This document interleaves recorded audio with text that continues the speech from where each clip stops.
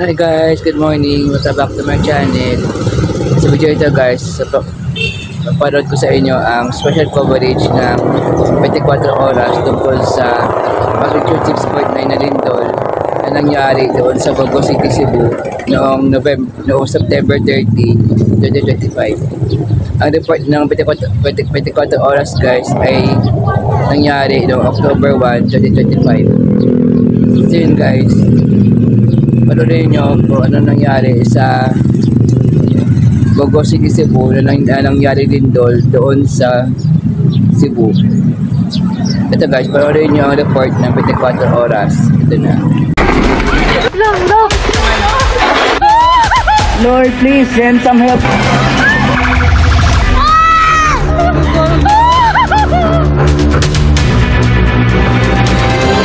Magandang gabi po, Luzon, Visayas at Mindanao.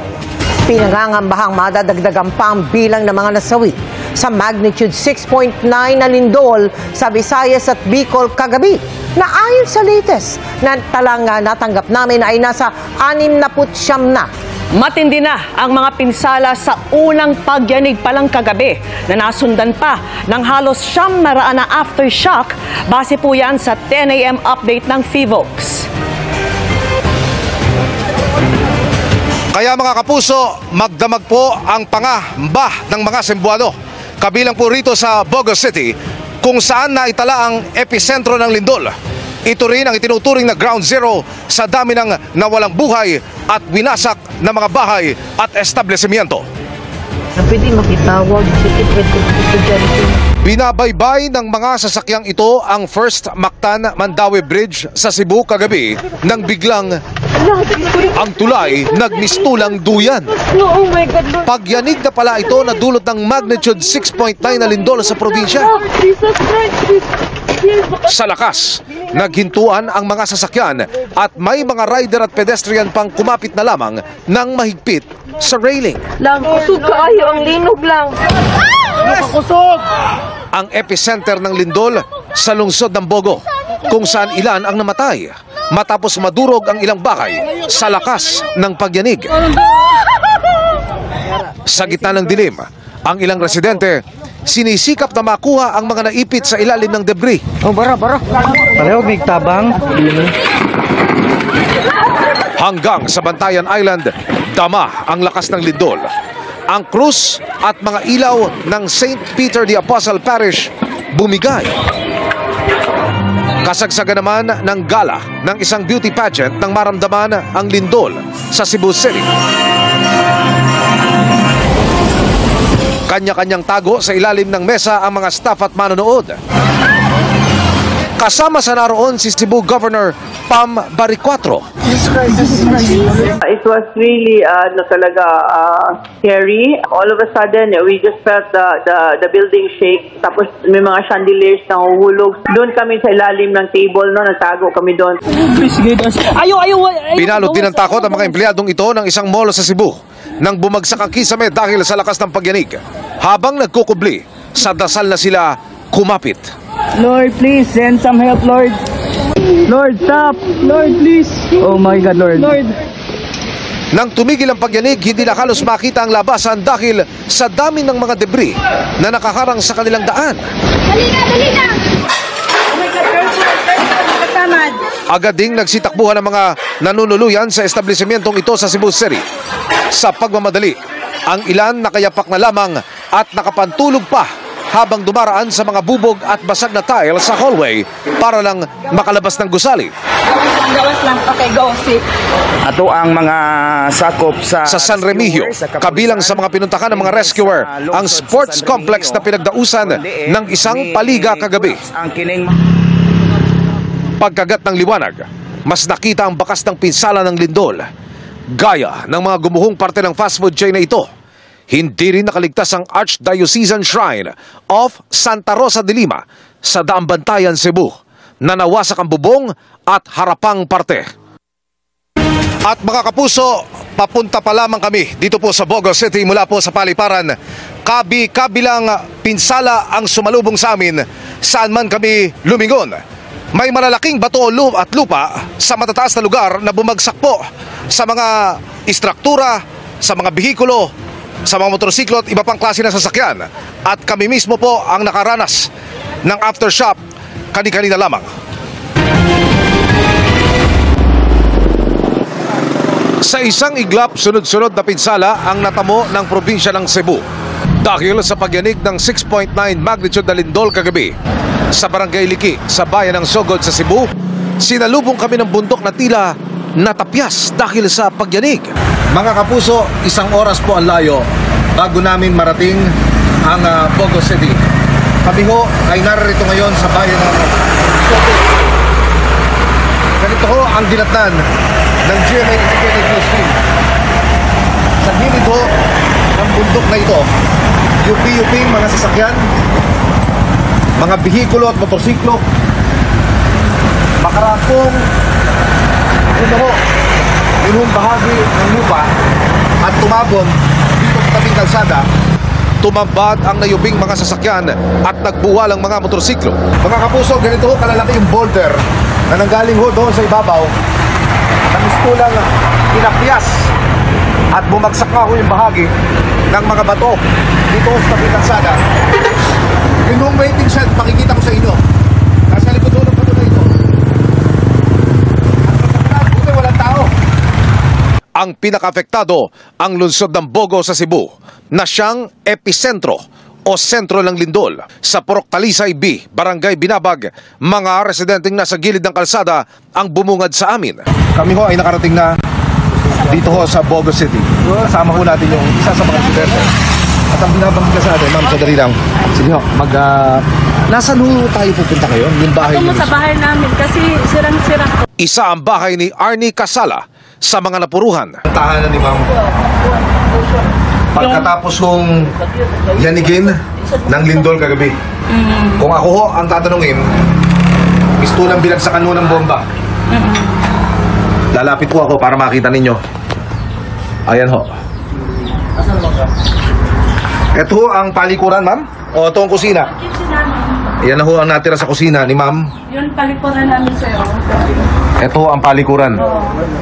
So nakabiti na ho yung Kaya bahagi ng konkretong pader na yan at ito'y sadyang delikado na. Sa Sitio Laray, Barangay Binabag sa lungsod ng Bogo, ilang kabahayan ang natabunan ng pagguho. May eksklusibo tayong kuha ng retrieval operation sa mga biktima mula sa DPWH Region 7 Equipment Management Division. Pahirapan ang pagpasok sa lugar na ginamitan ng backhoe para maalis ang malalaking tipak ng bato na dumagan sa mga bahay.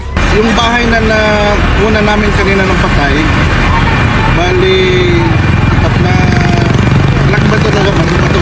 Kung makikita nyo, kung papasok kayo yung tulog, malaking bato talagang Engineer, isang pamilya lang ho ito?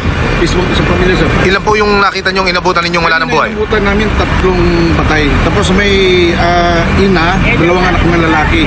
Yung ama, nauna na-retrieve, patay rin. Kung nyo makikita ko, yung tapyas doon sa bundok na yon, mga kapuso, bumagsak ko yung bahagi ng bundok na yan. Ang masaklap, merong residential area sa paanan. Ang sinasabing biktima ho at nadaganan, 6 katao. Sa gitna ng aming coverage, niyanig kami ng aftershock ng lindol. Ang kaanak ng mga biktima na si Richard, sugatan din. Biglang lindol, ang malaking bato ngayon tama sa ilang balay. Ito na ang sitwasyon sa Cebu Provincial Hospital na pinaglagakan kanina ng mga nasawi dahil sa lindol. Mga kapuso, ganito po ang sitwasyon ngayon sa labas ng Cebu Provincial Hospital dito sa Bogo City. Ang mga pasyente sinilabas po dito sa open area. Dito po sila ginagamot ngayon dahil po sa pangamba na magkaroon na naman ng malakas na pagyanig. Yun ho mga cadaver bags ay naroon sa area ngayon. Pero ayon ho sa mga otoridad, wala na ho yung mga gabi ng mga nasawi sa lindol at nailipat na sa punerarya.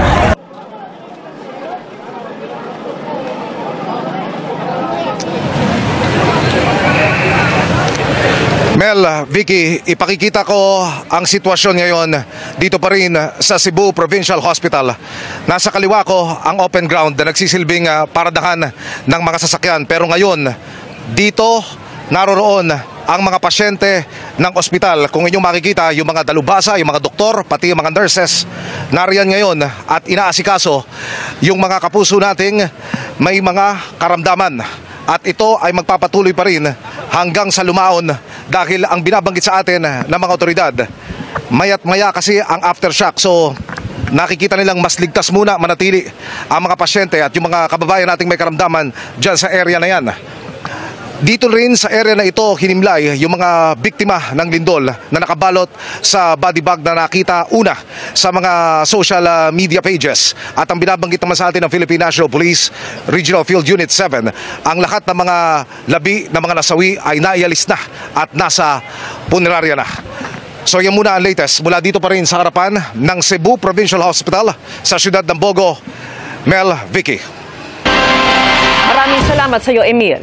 At dahil na nga epicenter ng lindol, malaking problema ngayon sa Bogo ang dami ng mga nasawi at mga kailangang bigyan ng atensyong medikal sa Bogo City. Nakatutok pa rin live sa Bogo si Alan Domingo ng GMA Regional TV. Alan, kamusta na?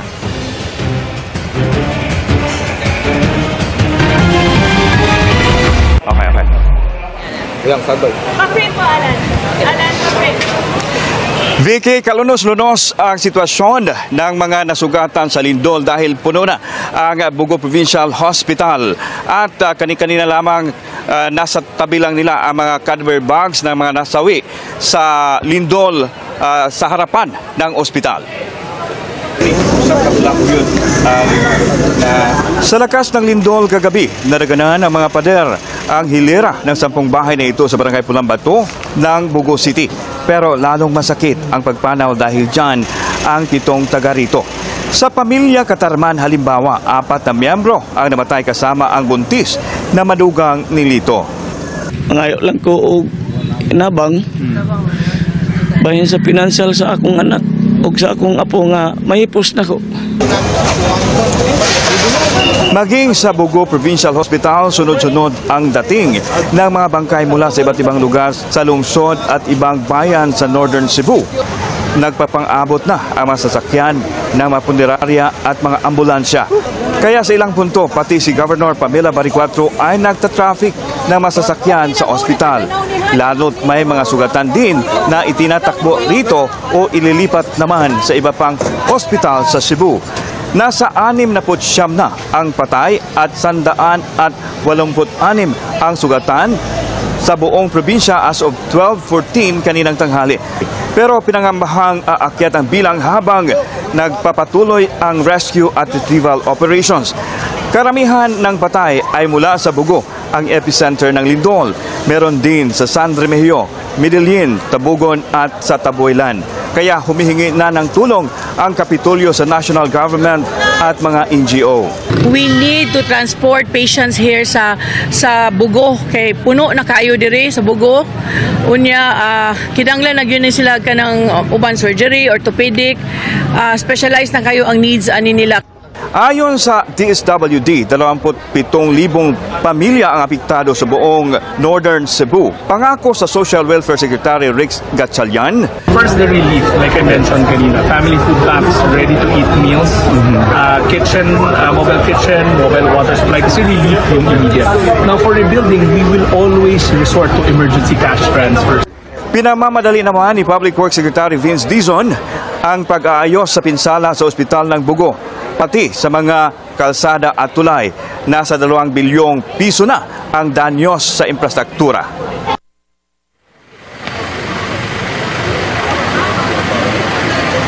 Vicky, patuloy pa rin naranasan ang medyo malakas na aftershock kaya nagdulot ito ng takot at pangamba ng ating mga kababayan. Samantala, humihingi sila ng tulong katulad ng ready-to-eat na pagkain at tubig na mainom. Vicky. Maraming salamat sa iyo, Alan Domingo ng GMA Regional TV. Mga kapuso, patay nang mabagsakan ng bahagi ng sports complex sa San Remigio, Cebu. Ang ilang kasali po sa liga sa isang ospital naman sa Cebu City, nagkumahog na ilikas ang lahat ng pasyente matapos po ang pagyanig. Nakatutok live si Fe Marie Dumabok ng GMA Regional TV. Fe!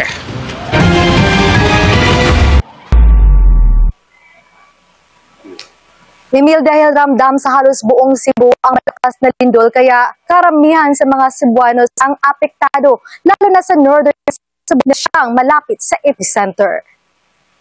Ginoo ko ang simbahan, di na. Bitak-bitak na at maraming bahagi ng Archdiocesan Shrine of Santa Rosa de Lima ang pinaguho ng lindol kagabi. Pero itinira ang imahen sa harap ng simbahan na tila simbolo ngayon ng di nagaping pananampalataya ng maraming Cebuano. Nawala ng kuryente doon, maging sa lungsod ng Danao. At sa buong probinsya, maraming negosyong apektado, tulad ng gumuhong branch ng isang fast food chain sa Bugo. Pero sa ngayon, pagliligtas sa mga posibleng buhay pa ang prioridad. Sa sports complex ng San Remigio, halimbawa, kung saan may paligan ng yumanig ang lindol, hindi sumusuko ang mga rescuer. Kahit pa may mga patay na ng matagpuan. Sa iba't ibang lugar kung saan kailangan, nagpadala agad ang kapitulyo ng mga tauhan, heavy equipment at rescue equipment. Pero maging mga ospital kung saan maaaring itakbo ang mga sugatan na apektuhan ng lindol. Ang lahat ng pasyente ng Cebu City Medical Center agad na inilabas. Kabilang sa kanila ang 3 sanggol na isinisilang sa kasagsagan ng lindol at ang kanilang mga ina. Sa Cebu City pa lang, 5 na ang sugatan sa lindol. Kabilang ang 20 anyos na si Jezreel na nagtamo ng bali sa kanang kamay nang madulas habang lumilindol.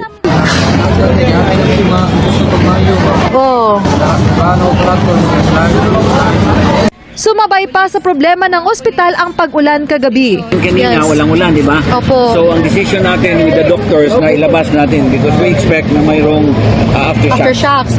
Well, mayroon tayong mga 10 pero hindi kasya. So, what we did, we decided with the doctors na dyan lang tayo sa first floor. Alas 2 na kaninang madaling araw na ibalik sa ospital ang mga pasyente matapos matiyak na wala ng aftershocks.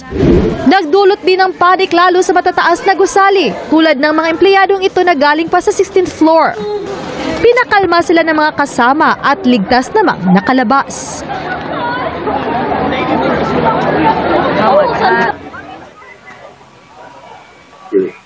Business as usual, Emil, sa lahat ng mga offices sa lokal na pamahalaan sa lalawigan ng Cebu. Pero bago pinapasok ang mga kawani at kliyente sa mga munisipyo at City Hall, damage assessment at inspeksyon sa structural integrity ang ginawa muna ng mga otoridad. Emil?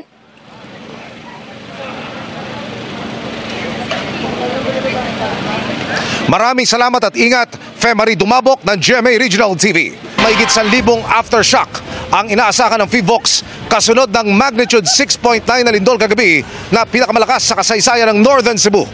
Posible ring gumalaw ang iba pang fault system na malapit po sa episentro ng lindol. Nakatutok si June Veneracion. Pinakamalakas sa kasaysayan ng Northern Cebu ang tumama na magnitude 6.9 na lindol kagabi. Sabi ng Philippine Institute of Volcanology and Seismology o PHIVOLCS. Mahigit 800 aftershocks na ang naitala ng ahensya kaninang umaga na pwede pa raw tumagal ng ilang araw, linggo o buwan. In-expect po natin yan, more than 1,000 aftershocks. Pero again, hopefully po lahat po ito'y mahihina lang. Intensity 7 ang pinakamalakas na pagyanig o paggalaw ng lupa na nilikha ng lindol resulta ng paggalaw ng isang offshore fault sa lalim na 5 kilometro. Naramdaman ang intensity 7 sa epicenter ng lindol sa Bugo City, Daan Bantayan, Medellin, San Remigio at Tabuelan sa probinsya ng Cebu. Paliwanag ng PHIVOLCS, side to side o horizontal ang naging paggalaw ng fault kaya hindi lumikha ng tsunami, hindi tulad kung ang galaw ay pataas o pababa. Malawak po no yung may reports po sa aming pagyanig. Umabot nga po sa Zamboanga sa south, intensity hanggang dun po sa bandang Quezon. Ayun po. So malawak po dahil po, again, may kalakasan po ang lindol at ito po ay may kababawan din. Sa pamamagitan nitong earthquake simulator ng PHIVOLCS, titingnan natin kung gaano nga ba kalakas ang intensity 7. Kasama ko si Glenn Huego ng DZWB. Tingnan natin. Mawawala ka sa balanse. Mawawala ka sa balanse rin pala. Imagine mo to kung yung ganito yung mga bahay, di ba? Paano pa kaya? Pero syempre, iba pa rin talaga ang pakiramdam ng aktwal kung ikukumpara sa simulator lang. Sa report ng Office of Civil Defense, nabagsakan ng debris ang karamihan sa mga nasawi na base sa kanilang tala kaninang umaga ay umabot na sa 6 na po. Pinangangambahang marami pa ang natabunan na kailangang i-rescue. Critical daw ang unang 24 oras mula nang tumama ang kalamidad, kaya kailangan mabilis ang search and rescue operations. Maraming casualties sa Bugo kasi highly urbanized siya, no? Maraming infrastructure doon. Malaking factor din na gabi siya nangyari. Sabi ng PHIVOLCS, posibleng gumalaw ang iba pang fault system na malapit sa epicenter ng magnitude 6.9 na lindol. Pero masyado raw itong malayo para makaapekto sa Metro Manila, kung saan matagal ang pinangangambahang tumama ang The Big One o ang magnitude 7.2 na lindol. Para sa GMA Integrated News, June Veneracion, nakatutok, 24 oras. Mga kapuso, nakatutok pa rin tayo sa epekto ng lindol dito po sa Cebu na naramdaman din hanggang sa lalawigan ng Iloilo. Nakitaan po ng mga bitak ang mismong Kapitolyo at apektado rin ang pasok sa mga paaralan. Nakatutok si Zen Kilantang Sasa ng GMA Regional TV. Nakitaan ng mga bitak ang dingding at palikuran ng Iloilo Provincial Capital nang suriin ng mga otoridad kaninang umaga. Kasunod yan ng pagyanig na dala ng magnitude 6.9 na lindol sa Cebu kagabi na naramdaman din ang lakas hanggang sa Iloilo. Ayon sa Iloilo PD-RRMO, bukod sa mga bagong bitak, may ilan ding matagal ng bitak at lumaki lang dahil sa lindol. Those who have 4 to 5 stories building, i-ensure gidanay ang structural integrity.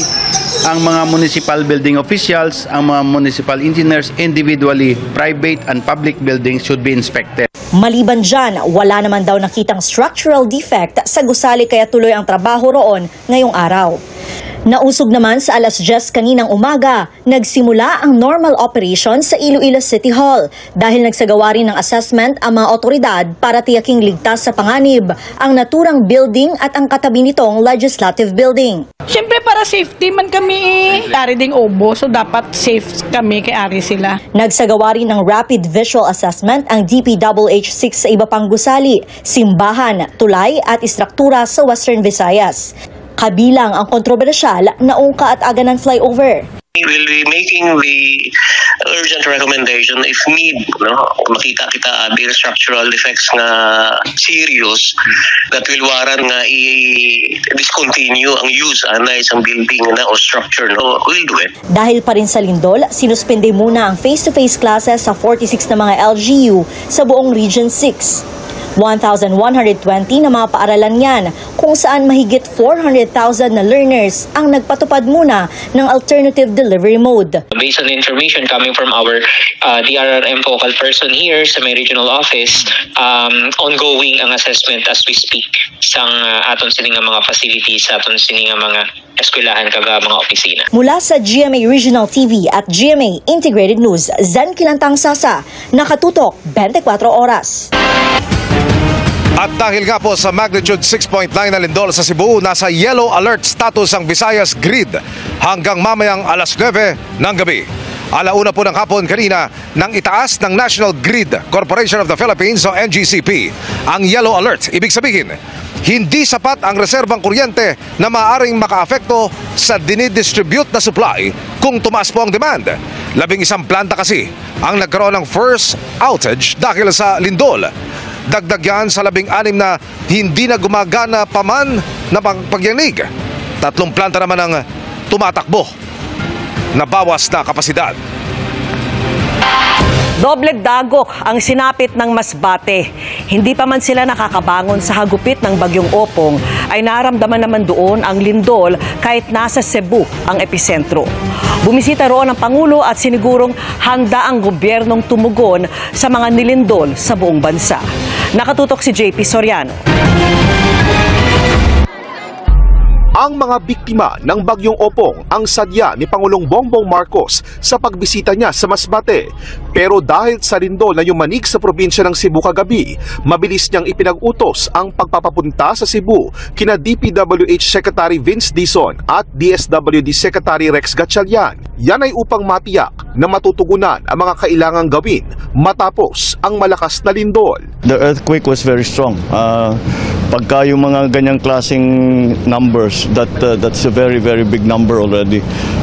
So we're assessing the damage, we're assessing the needs na pangangailangan. Sa inisyal na impormasyong natanggap ng DPWH kaugnay sa lindol sa Cebu, meron na raw ilang kalsada ang nakitaan ng lamat at ina-assess na ang lawak ng pinsala. Sabi ni Presidente, we start with the most immediate needs of relief, clearing the roads, make sure everything is okay, and then we will just move from them. Ayon sa DSWD, handa na ang food packs para sa mga taga Cebu na biktima ng lindol at nakausap na rin daw ng DPWH ang mga LGU sa Cebu. We assured the local chief executives that the national government, all of us, pati DSWD, is ready to help. In fact, as we speak, we have 300,000 family food packs in Cebu already. Naka-preposition na yon. Sa gitna ng pagtugon sa lindol, ang Pangulo sinilip naman ang pinsalang dulot ng Bagyong Opong. Tinungo niya ang Masbate National Comprehensive High School at Provincial Hospital ng Masbate na parehong napuruhan ng bagyo. Overwhelming ang damage dito. Talagang ang sabi sa akin, kahit yung mga matatanda dito sa Masbate, wala silang naaalala na bagyo na ganito kalakas na dumaan dito sa Masbate. Kaya we have to do a lot of work para ma-recover lahat, makabawi ang tao. Nasa ilalim ngayon ng Masbate sa state of calamity. Sa buong lalawigan, 19 ang namatay at halos kalahating milyong individual ang apektado ng bagyo.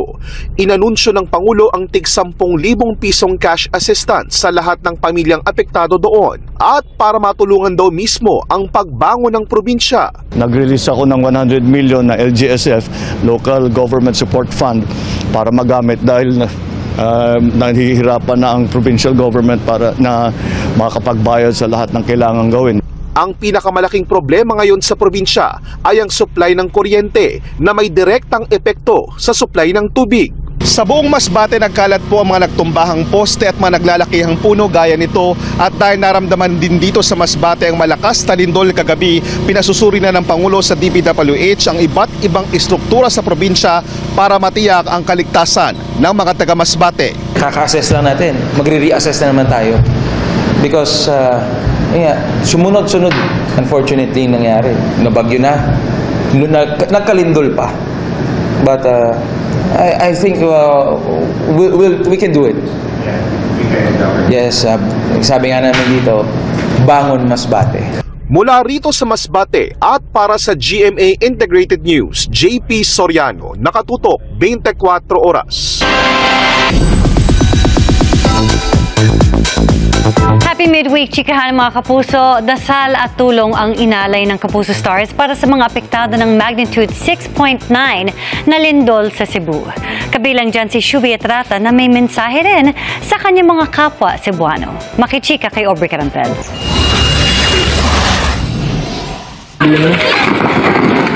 Sa lakas ng magnitude 6.9 na lindol na yumanig kagabi sa Cebu, nahulog at nabasag ang mga ilaw sa St. Peter the Apostle Parish sa isla ng Bantayan kagabi. Bumagsak ang harapan ng simbahan na mahigit 400 years na ang tanda. Isa lang ang simbahan sa mga nasira sa probinsya na kinalakihan ni Shuvi Etrata, kaya panalangin niya para sa mga kababayan niya. Sa mga taga-Bugo diha, sa mga taga-Sanrem, padayon lang mo sa pag-ampo, ayaw mo o give up sa mga nasalanta o sa mga naglisod karon. Akong pag-ampo na ninyo, unta mag-remain strong ra mo, ayaw mo give up na ami, magpadala mi og tabang para sa inyo ha, dilita. Together dilita mo suko dita ay mo kabalakan na arami diri para ninyo o kung saan mo matabang kaya na mo buhaton para ninyo. Kaya ni nato tanan. Ayon kay Shuvi, malapit lang ang Bugo, ang epicenter ng lindol sa Bantayan Island kung saan siya lumaki. Safe naman daw ang kanyang mga kamag-anak doon, pero nalulungkot siya para sa mga nasawi at biktima ng lindol, kaya nananawagan siya ng dasal at tulong para sa mga kababayang Cebuano. Sobrang grabe yung nangyayari ngayon sa Cebu. So right now, I hope maraming tulong na dumating. Kailangan ng manpower, medical assistance, na pwedeng pumunta sa Bugo mismo. Like a true scout at first female ambassador ng Boy Scouts of the Philippines, nagpaalala si Shuvi na dapat ay maging laging handa at kung maaari ay mag-volunteer. Nagpadala na ako ng tulong sa LGU doon, volunteers natin doon. Kung kaya ko nga lumipad na ngayon para tumulong, magagawa ko. Pero baka hanapan ko ng schedule na pumunta talaga doon at magbigay ng tulong sa mga taga Cebu. Ang kapwa Cebuana at Encantadia Chronicle Sangre co-star na si Manilyn Reynes nagpost naman ng panalangin at nanawagan din ng tulong. Dasal din ang panawagan ng gumaganap bilang si Celebe sa Encantadia na si Gazini Ganados. Ang fellow Cebuana at Sparkle Beauty Queen na si Bea Gomez nanawagan din ng tulong for Cebu at nagbabala sa aftershocks. Si Cruz versus Cruz star Vina Morales, ipinagdarasal din ng mga taga Cebu at ang mga taga Bugo na kanyang hometown. Ipinost din ni Vina ang mga accounts ng GMA Kapuso Foundation kung saan maaaring magpaabot ng tulong. Nagsama-sama rin ang mga bumubuo ng TikTok Lock sa pagdarasal para sa mga naapektuhan ng lindol. Kami po ay nakikidalamhati at patuloy na nagdarasal para po sa mga kababayan nating nasalanta ng lindol sa Cebu at iba pang probinsya sa Visayas. Aubrey Carampel, Nakatutok, 24 Oras. Yun guys, dito pa rin tayo sa Lobak Plaza, dito sa Lobak Bohol. Yun guys, yun napanood ang special coverage sa 24 Oras tungkol sa magnitude 6.9 na lindol na nangyari doon sa Bogo City, Cebu. So yun guys, kung gusto niyo yung video ito, please like, share, subscribe, click the bell icon para mag-updated kayo sa mga videos na upload ko pa. Bye!